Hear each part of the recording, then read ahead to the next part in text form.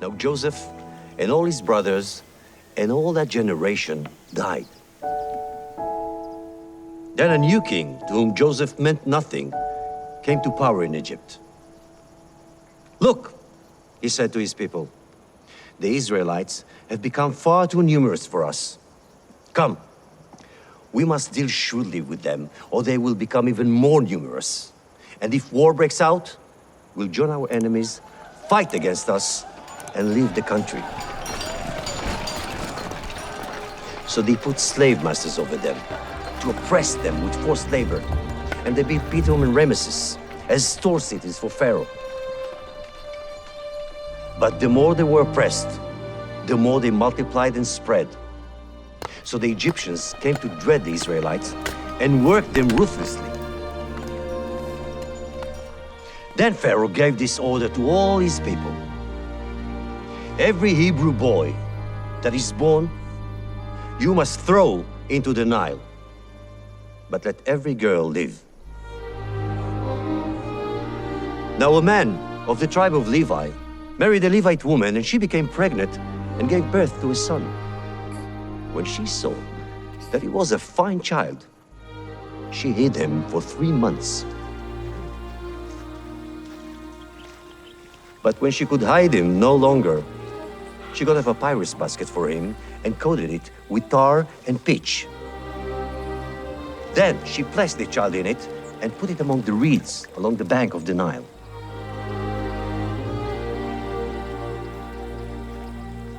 His sister stood at a distance to see what would happen to him. Then Pharaoh's daughter went down to the Nile to bathe, and her attendants were walking along the riverbank. She saw the basket among the reeds and sent her a female slave to get it. She opened it and saw the baby. He was crying, and she felt sorry for him. "This is one of the Hebrew babies," she said.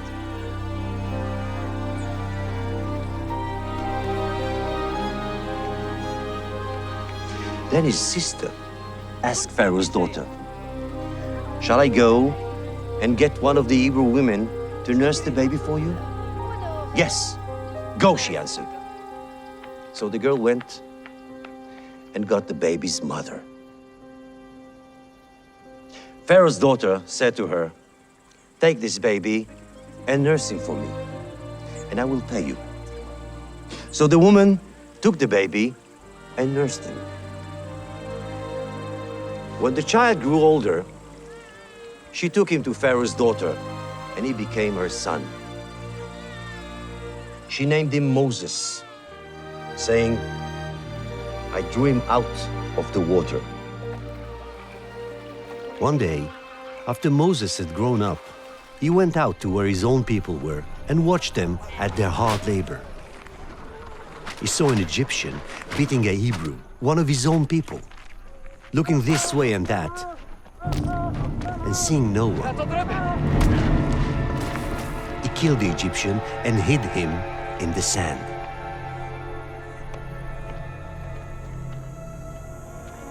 When Pharaoh heard of this, he tried to kill Moses. But Moses fled from Pharaoh and went to live in Midian, where he sat down by a well. During that long period, the king of Egypt died. The Israelites groaned in their slavery and cried out, and their cry for help because of the slavery went up to God. God heard their groaning, and he remembered his covenant with Abraham, with Isaac, and with Jacob. So God looked on the Israelites and was concerned about them.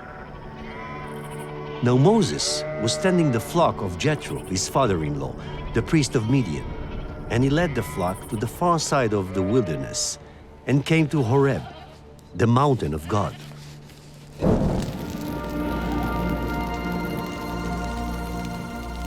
There, the angel of the Lord appeared to him in flames of fire from within a bush. Moses saw that though the bush was on fire, it did not burn up.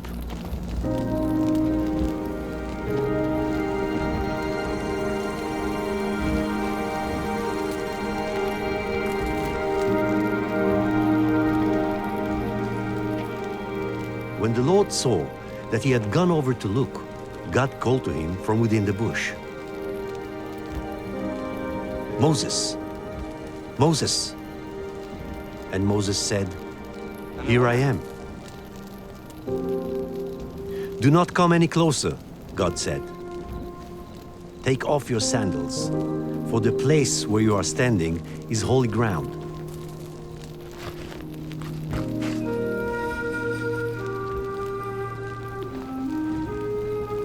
Then he said, "I am the God of your father, the God of Abraham, the God of Isaac, and the God of Jacob." At this, Moses hid his face because he was afraid to look at God. The Lord said, "I have indeed seen the misery of my people in Egypt. I have heard them crying out because of their slave drivers, and I am concerned about their suffering. So now go. I am sending you to Pharaoh to bring my people, the Israelites, out of Egypt." But Moses said to God, "Who am I that I should go to Pharaoh and bring the Israelites out of Egypt?" Moses said to God, "Suppose I go to the Israelites and say to them, 'The God of your fathers has sent me to you.' And they ask me, 'What is his name?' Then what shall I tell them?" God said to Moses, "I am who I am. This is what you are to say to the Israelites. 'I am has sent me to you.'" Moses answered, "What if they do not believe me or listen to me and say, 'The Lord did not appear to you'?" Then the Lord said to him, "What is that in your hand?"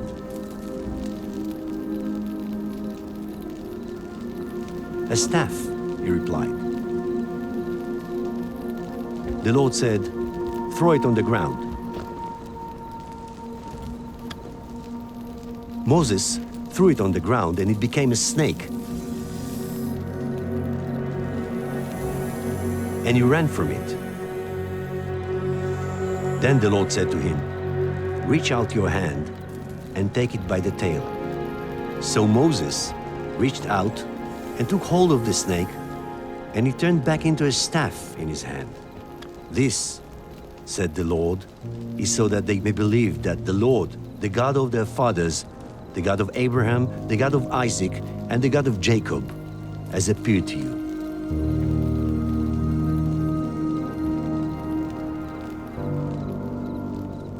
Moses said to the Lord, "Pardon your servant, Lord. I have never been eloquent, neither in the past, nor since you have spoken to your servant. I am slow of speech and tongue." But Moses said, "Pardon your servant, Lord. Please send someone else." Then the Lord's anger burned against Moses, and he said, "What about your brother, Aaron, the Levite? I know he can speak well. He is already on his way to meet you, and he will be glad to see you. He will speak to the people for you, and it will be as if he were your mouth, and as if you were God to him."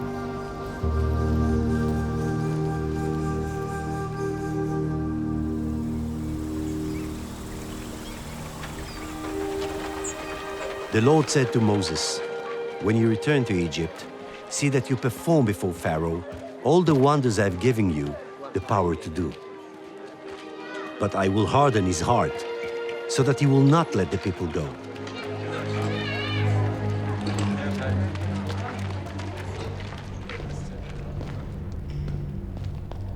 Afterward, Moses and Aaron went to Pharaoh and said, "This is what the Lord, the God of Israel, says. Let my people go, so that they may hold a festival to me in the wilderness." Pharaoh said, "Who is the Lord that I should obey him and let Israel go? I do not know the Lord, and I will not let Israel go." Then they said, "The God of the Hebrews has met with us." Now let us take a 3-day journey into the wilderness to offer sacrifices to the Lord our God, or he may strike us with plagues or with the sword. But the king of Egypt said, Moses and Aaron, why are you taking the people away from their labor? Get back to your work.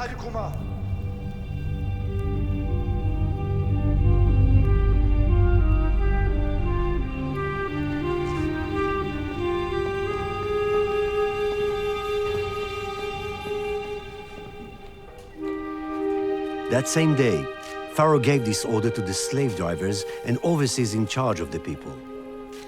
Make the work harder for the people so that they keep working and pay no attention to lies.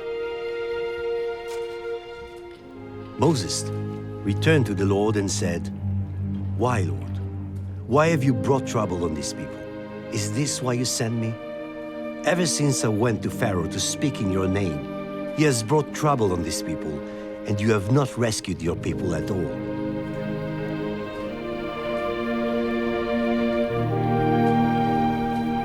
Then the Lord said to Moses, Now you will see what I will do to Pharaoh. Because of my mighty hand, he will let them go. Because of my mighty hand, he will drive them out of his country. Moreover, I have heard the groaning of the Israelites, whom the Egyptians are enslaving, and I've remembered my covenant. But I will harden Pharaoh's heart, and though I multiply my signs and wonders in Egypt, he will not listen to you.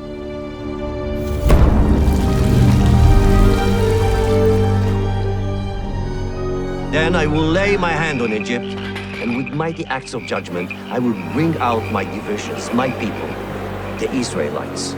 And the Egyptians will know that I am the Lord when I stretch out my hand against Egypt and bring the Israelites out of it.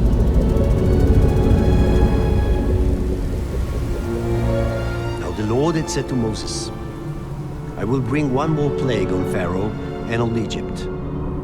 After that, he will let you go from here, and when he does, he will drive you out completely. Tell the whole community of Israel that on the 10th day of this month, each man is to take a lamb for his family, one for each household. Then, they are to take some of the blood and put it on the sides and the tops of the door frames of the houses where they eat their lambs. That same night, they are to eat the meat roasted over the fire, along with bitter herbs and bread made without yeast. This is how you are to eat it, with your cloak tucked into your belt, your sandals on your feet, and your staff in your hand. Eat it in haste. It is the Lord's Passover. On that same night, I will pass through Egypt and strike down every firstborn of both people and animals. And I will bring judgment on all the gods of Egypt. I am the Lord. The blood will be a sign for you on the houses where you are. And when I see the blood, I will pass over you. No destructive plague will touch you when I strike Egypt. At midnight, the Lord struck down all the firstborn in Egypt, from the firstborn of Pharaoh, who sat on the throne, to the firstborn of the prisoner, who was in the dungeon, and the firstborn of all the livestock as well. Pharaoh and all his officials got up during the night, and there was loud wailing in Egypt, for there was not a house without someone dead.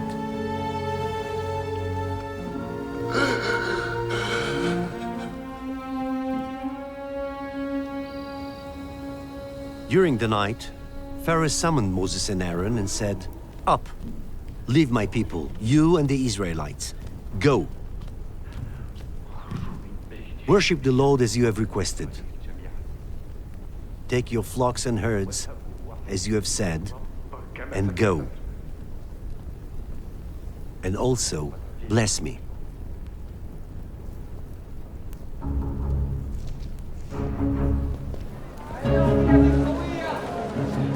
Now the length of time the Israelite people lived in Egypt was 430 years.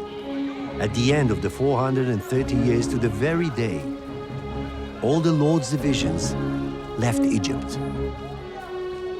Then Moses said to the people, "Commemorate this day, the day you came out of Egypt, out of the land of slavery, because the Lord brought you out of it with a mighty hand.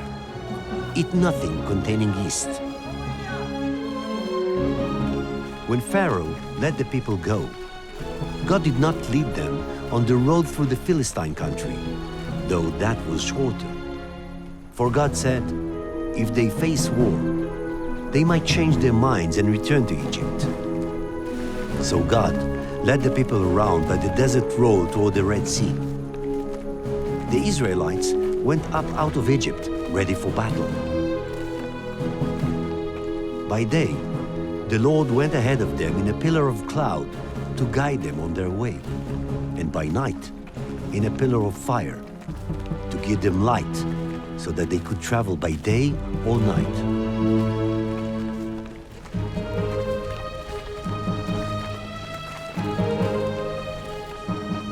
Then the Lord said to Moses, "Tell the Israelites to turn back and encamp near Pi-Hahiroth, between Migdol and the sea.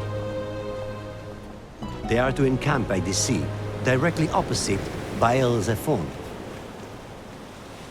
Pharaoh will think the Israelites are wandering around the land in confusion, hemmed in by the desert.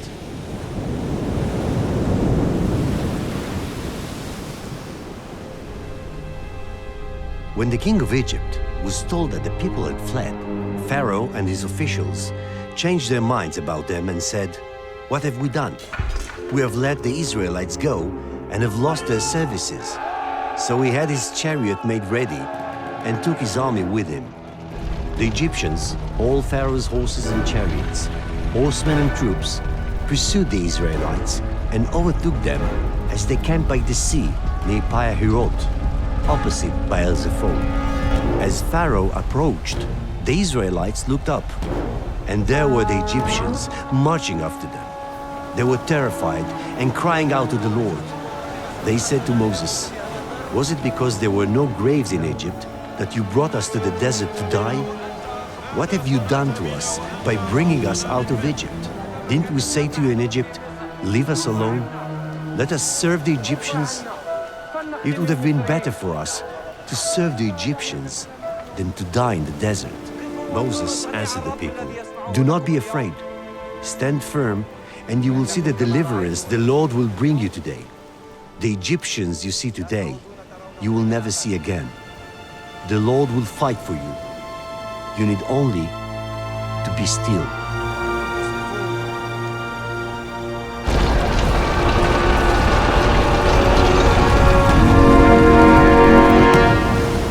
Then the Lord said to Moses, "Why are you crying out to me?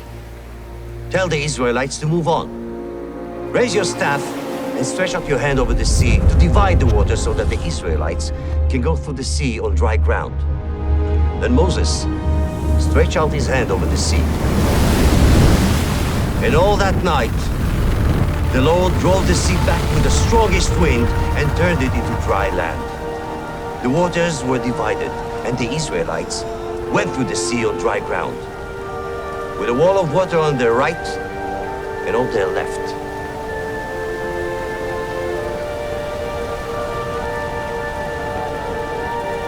The Egyptians pursued them, and all Pharaoh's horses and chariots and horsemen followed them into the sea.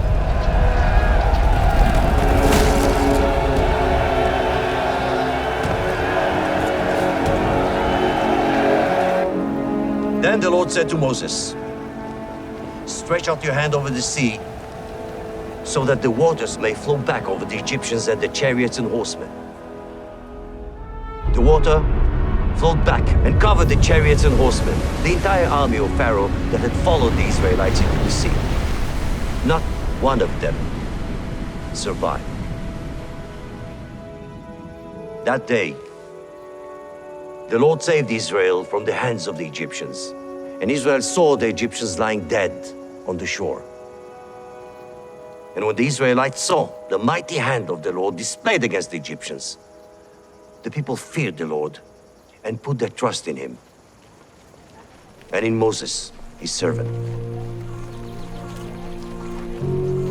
The whole Israelite community set out from Elim and came to the desert of Sin, which is between Elim and Sinai, on the 15th day of the second month after they had come out of Egypt. In the desert, the whole community grumbled against Moses and Aaron. The Israelites said to them, "If only we had died by the Lord's hand in Egypt. There, we sat around pots of meat and ate all the food we wanted. But you have brought us out into this desert to starve this entire assembly to death." So Moses and Aaron said to all the Israelites, "In the evening, you will know that it was the Lord who brought you out of Egypt. And in the morning, you will see the glory of the Lord, because he has heard your grumbling against him. Who are we that you should grumble against us?" Moses also said, "You will know that it was the Lord when he gives you meat to eat in the evening, and all the bread you want in the morning, because he has heard your grumbling against him. Who are we? You are not grumbling against us, but against the Lord."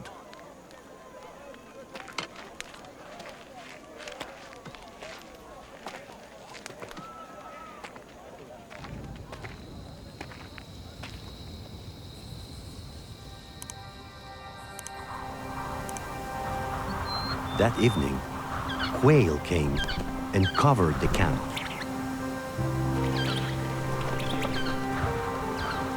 And in the morning, there was a layer of dew around the camp.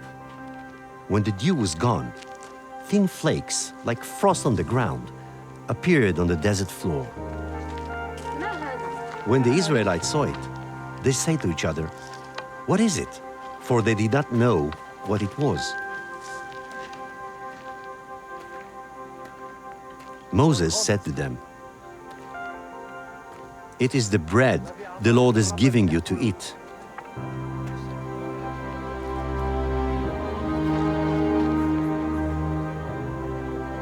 This is what the Lord has commanded. Everyone is to gather as much as they need. Take an omer for each person you have in your tent. The Israelites did as they were told. Some gathered much, some little.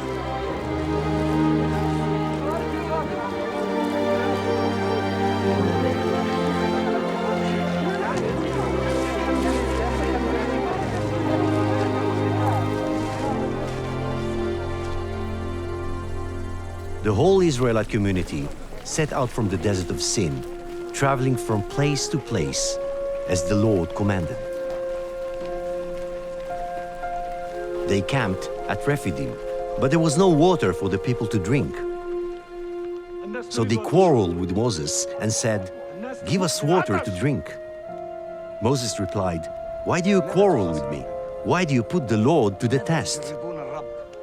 But the people were thirsty for water there, and they grumbled against Moses. They said, "Why did you bring us up out of Egypt to make us and our children and livestock die of thirst?"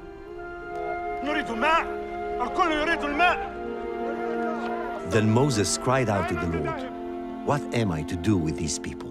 They are almost ready to stone me." The Lord answered Moses, "Go out in front of the people. Take with you some of the elders of Israel, and take in your hand the staff with which you struck the Nile, and go."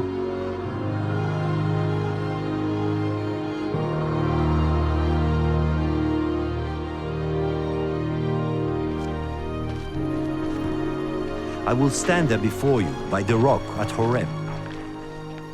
Strike the rock,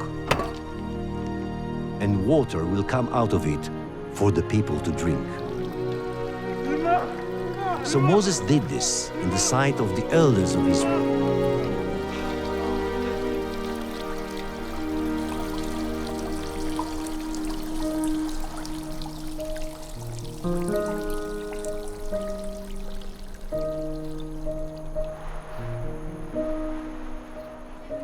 After they set out from Rephidim, They entered the desert of Sinai, and Israel camped there in the desert, in front of the mountain. On the morning of the third day, there was thunder and lightning, with a thick cloud over the mountain. And a very loud trumpet blast. Everyone in the camp trembled. The Lord descended to the top of Mount Sinai and called Moses to the top of the mountain. So Moses went up. And God spoke all these words. I am the Lord your God who brought you out of Egypt, out of the land of slavery. You shall have no other gods before me. You shall not make for yourself an image in the form of anything in heaven above, or on the earth beneath, or in the waters below. You shall not misuse the name of the Lord your God, for the Lord will not hold anyone guiltless who misuses his name. Remember the Sabbath day by keeping it holy. Honor your father and your mother, so that you may live long in the land the Lord your God is giving you.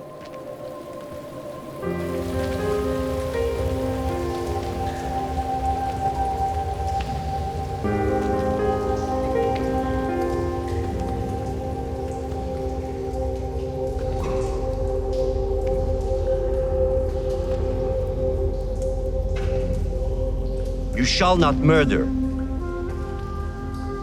You shall not commit adultery. You shall not steal. You shall not give false testimony against your neighbor. You shall not covet your neighbor's house. You shall not covet your neighbor's wife, or his male or female servant, his ox or donkey, or anything that belongs to your neighbor. Then the Lord said to Moses, tell the Israelites this. You have seen for yourselves that I've spoken to you from heaven. Do not make any gods to be alongside me. Do not make for yourselves gods of silver or gods of gold. When the Lord finished speaking to Moses on Mount Sinai, he gave him the 2 tablets of the covenant law, the tablets of stone inscribed by the finger of God.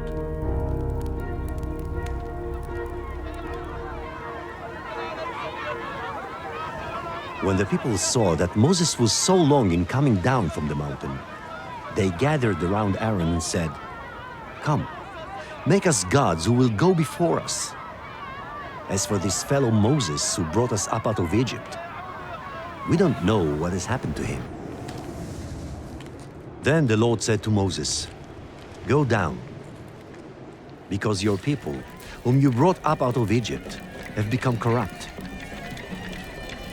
They have been quick to turn away from what I commanded them, and have made themselves an idol cast in the shape of a calf.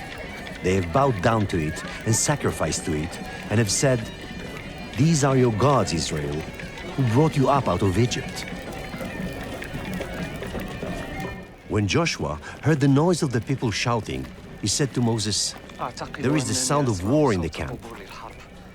Moses replied, it is not the sound of victory. It is not the sound of defeat. It is the sound of singing that I hear.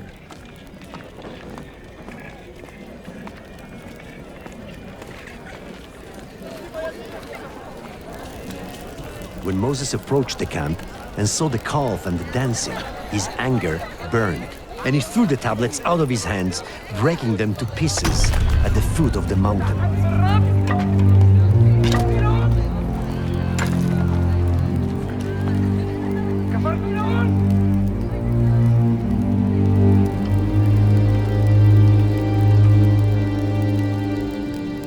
He said to Aaron, what did these people do to you, that you led them into such great sin?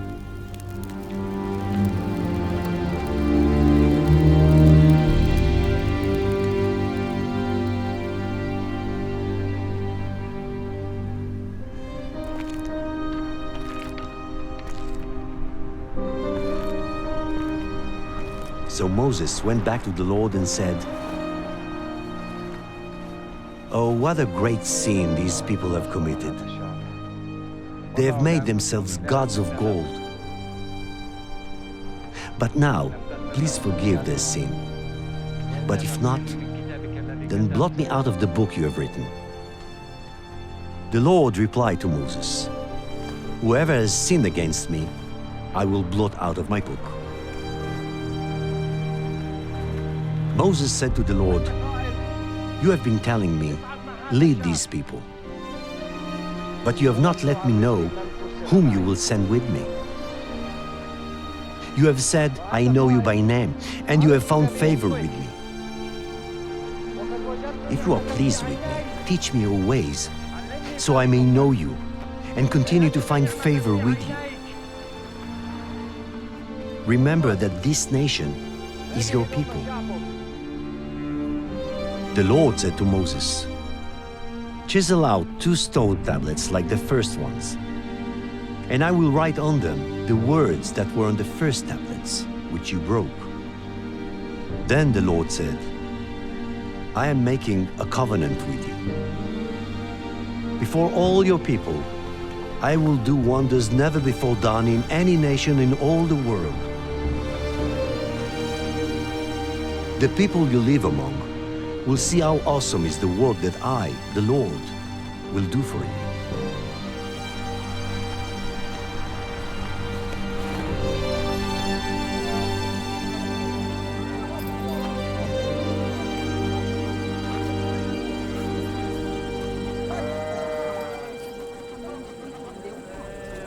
Moses assembled the whole Israelite community and said to them, "These are the things the Lord has commanded you to do. All who are skilled among you are to come and make everything the Lord has commanded: the tabernacle with its tent and its covering, clasps, frames, crossbars, posts, and bases, the ark with its poles and the atonement cover and the curtain that shields it, the table with its poles and all its articles, and the bread of the presence, the lampstand that is for light with its accessories, lamps and oil for the light, the altar of incense with its poles, the anointing oil and the fragrant incense, the curtain for the doorway at the entrance to the tabernacle, the altar of burnt offering with its bronze grating, its poles and all its utensils, the bronze basin with its stand. The Israelites had done all the work just as the Lord had commanded Moses. Moses inspected the work and saw that they had done it just as the Lord had commanded.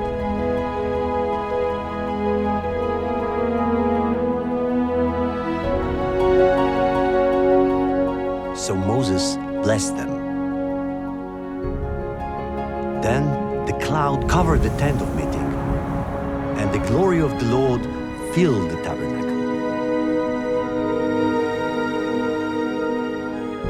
So they set out from the mountain of the Lord and traveled for 3 days. The ark of the covenant of the Lord went before them during those 3 days to find them a place to rest.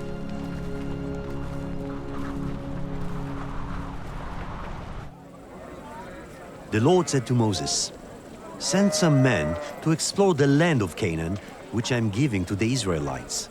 From each ancestral tribe, send one of its leaders." When Moses sent them to explore Canaan, he said, "Go up through the Negev and on into the hill country. See what the land is like, and whether the people who live there are strong or weak, few or many. How is the soil? Is it fertile or poor? Are there trees in it or not? Do your best to bring back some of the fruit of the land."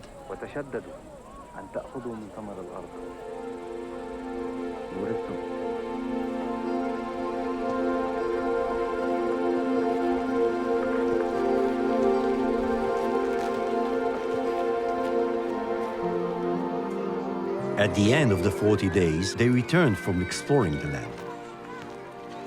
They came back to Moses and Aaron and the whole Israelite community at Kadesh in the desert of Paran. There, they reported to them and to the whole assembly and showed them the fruit of the land.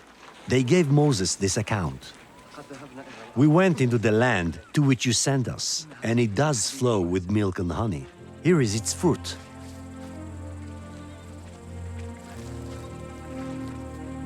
Then Caleb silenced the people before Moses and said, "We should go up and take possession of the land, for we can certainly do it." But the men who have gone up with him said, "We can't attack those people. They are stronger than we are." And they spread among the Israelites a bad report about the land they had explored. They said, "The land we explored devours those living in it. All the people we saw there are of great size."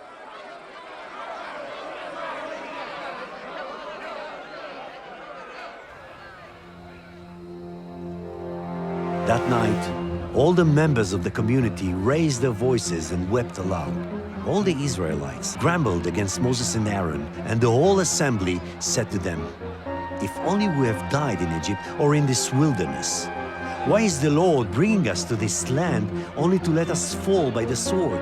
Our wives and children will be taken as plunder.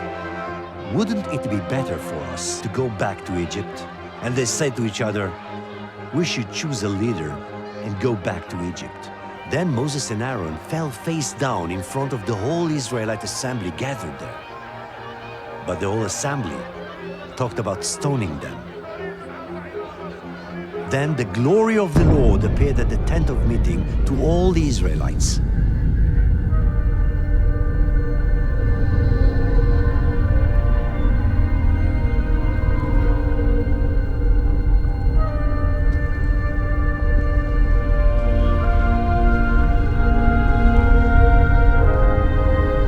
The Lord said to Moses, "How long will these people treat me with contempt? How long will they refuse to believe in me in spite of all the signs I have performed among them? I will strike them down with a plague and destroy them. But I will make you into a nation greater and stronger than they." Moses said to the Lord, "Then the Egyptians will hear about it. By your power, you brought these people up from among them. If you put all these people to death, leaving none alive, the nations who have heard this report about you will say, 'The Lord was not able to bring these people into the land he promised them on oath, so he slaughtered them in the wilderness.' In accordance with your great love, forgive the sin of these people, just as you have pardoned them from the time they left Egypt until now." The Lord replied, "I have forgiven them, as you asked."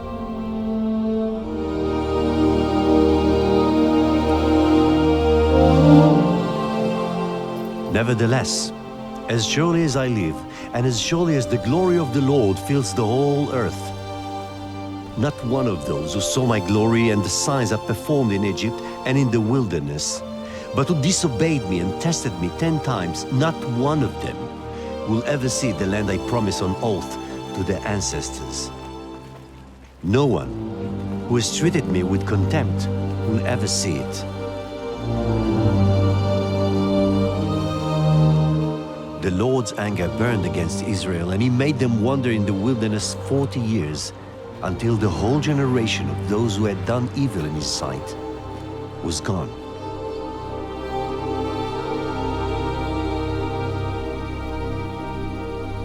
In the 40th year, on the first day of the 11th month, Moses proclaimed to the Israelites all that the Lord had commanded him concerning them. "Hear, O Israel, the Lord our God, the Lord is one. Love the Lord your God with all your heart, and with all your soul, and with all your strength.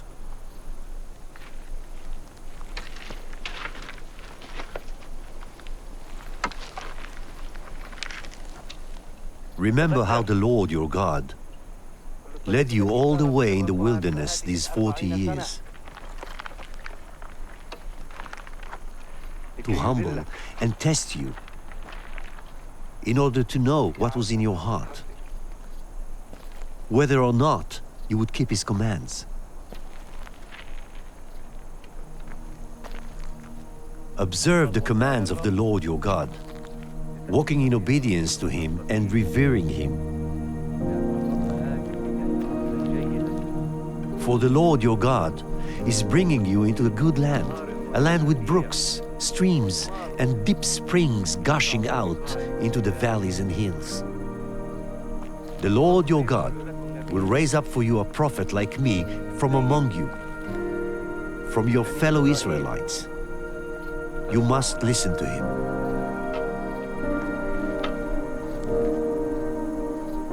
You are standing here in order to enter into a covenant with the Lord your God, a covenant the Lord is making with you this day and sealing with an oath, to confirm you this day as his people, that he may be your God as he promised you, and as he swore to your fathers, Abraham, Isaac, and Jacob.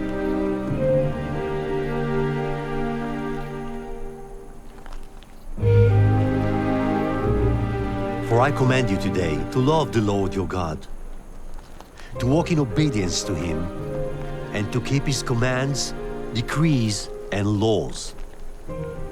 Then you will live and increase, and the Lord your God will bless you in the land you are entering to possess.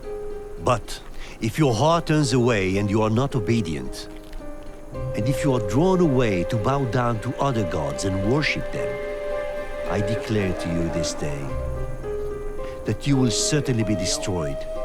You will not live long in the land you are crossing the Jordan to enter and possess.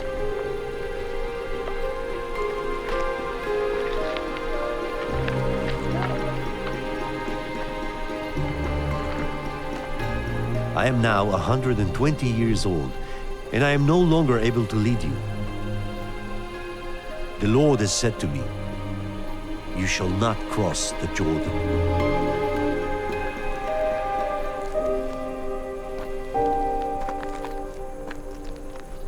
Then Moses summoned Joshua and said to him in the presence of all Israel,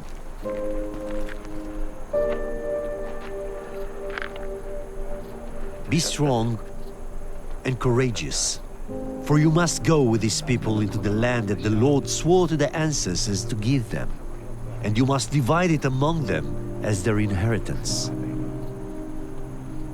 The Lord himself goes before you and will be with you. He will never leave you nor forsake you.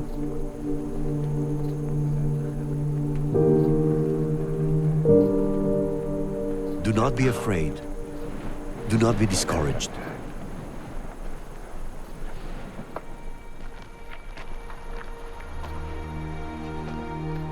Then Moses climbed Mount Nebo from the plains of Moab to the top of Pisgah across from Jericho.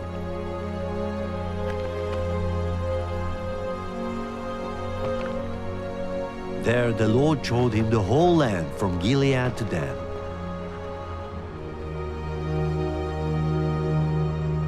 Then the Lord said to him, this is the land I promised on oath to Abraham, Isaac, and Jacob, when I said, I will give it to your descendants. I have let you see it with your eyes, but you will not cross over into it. And Moses, the servant of the Lord, died there in Moab, as the Lord had said. He buried him in Moab, in the valley opposite Bet Peor. But to this day, no one knows where his grave is.